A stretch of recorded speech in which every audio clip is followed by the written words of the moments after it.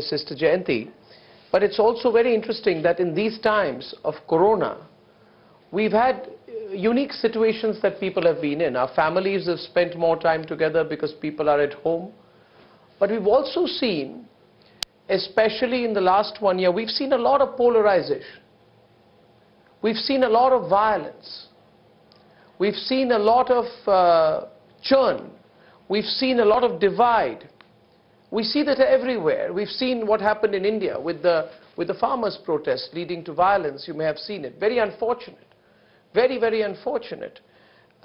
We've seen people incite people. Then we've seen, you see what happened in Washington at the Capitol Hill siege, which took place on 7th January. So there are constantly people trying to provoke and stoke and provoke. And then we've seen also that even when courts have a consensus, we had the Ayodhya verdict in India, there are still many people, politicians and others, who continue to provoke. So I was listening to you intently and thinking that what you are talking about, inner realization, meditation, Raja Yoga, at a national level, at a global level, I think that this can contribute so much, because what you are talking about is completely secular. Your philosophy, your spiritual guide seems to be open to people from all beliefs, if I'm not correct. If I'm not mistaken. Am I correct that anybody can be following your spirituality? It's open to all. It's not got any walls to build.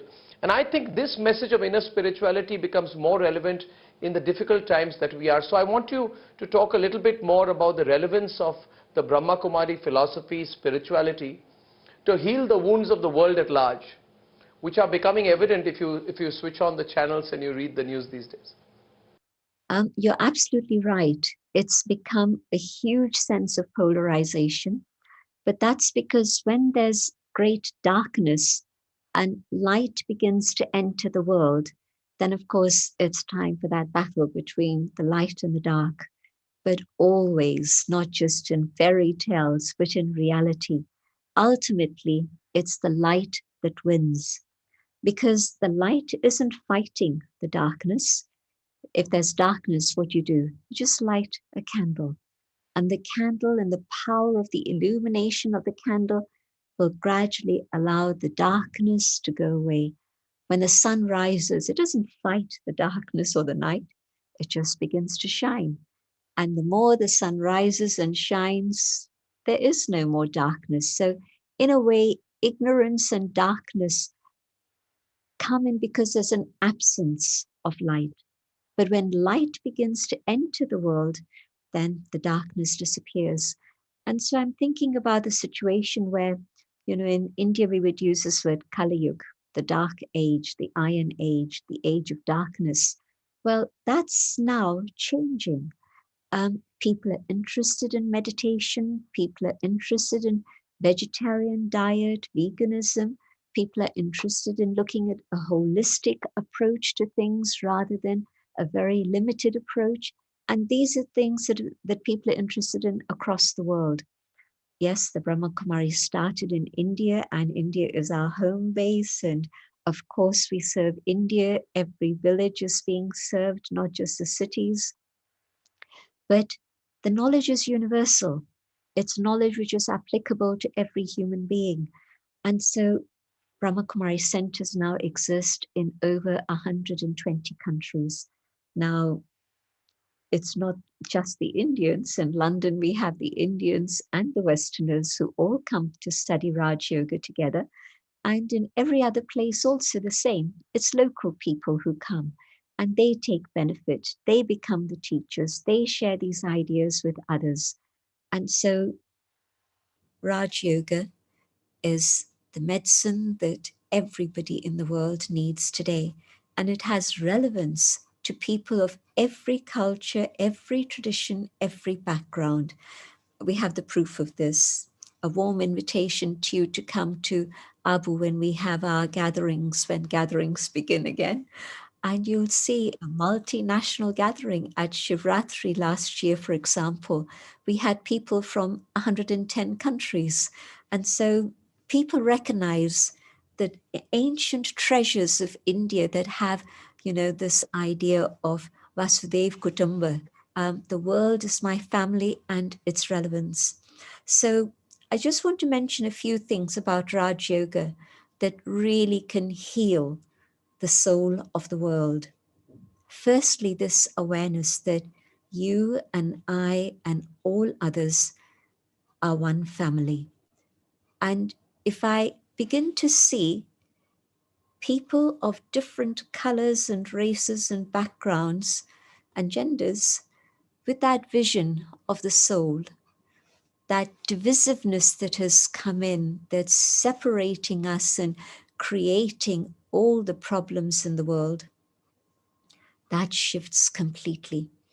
And again, come to Mount Abu and you'll see people of all backgrounds, not just sitting in silence and meditation together, but also joining in all the different activities and working together in so many different ways. And then the other huge crisis that's facing the world today, and we don't realize that we're in the same boat.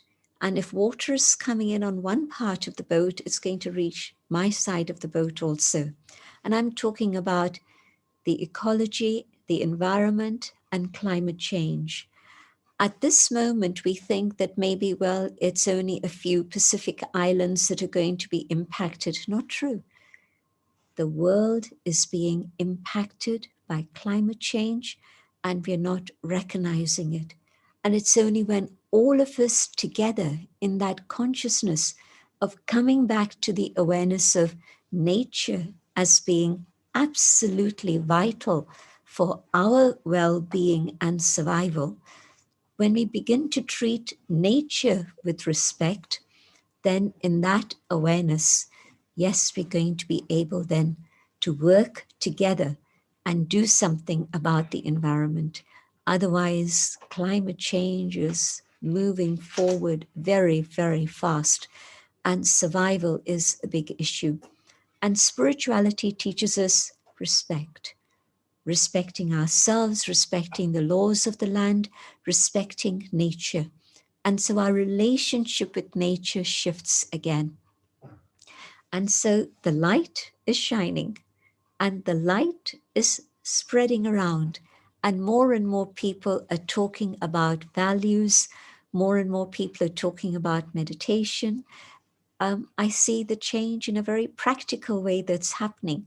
And so my vision for the future is that, yes, humanity will together move forward to the next stage, the next level, which is the golden age, Satyug, the age of truth, a world in which all of us together can live in harmony with respect and dignity and love and joy as truly one family. I believe that is the future of humanity. Yes. I hope that is the direction in which we are moving. And as they say, Sister Jayanti, sometimes the darkest night is before the dawn. And that's what we have seen in the last 1 year, but at least the whole world, a large part of the global population has had time to introspect, including on what you just said, our lack of respect and our abuse of nature. So there's so much to talk about, but I have a limitation of time. But may I say one thing to you, that every word that you have said has had a profound meaning on me, and I truly look forward to learning more about your philosophy and perhaps getting to meet you one day and taking some spiritual guidance myself. I thank you very much, Sister Jayanti. It has been an honor to speak to you today, and I hope every word you've said reaches as many people as possible through the Republic Media Network. Thank you so much. Thank you so much indeed. Thank you for this opportunity and excellent questions that gave me an opportunity to share these ideas. Thank you. Much appreciated. Well, I don't know. I don't know about the questions, but it came from the heart. Thank you so much. Thank you. Namaskar.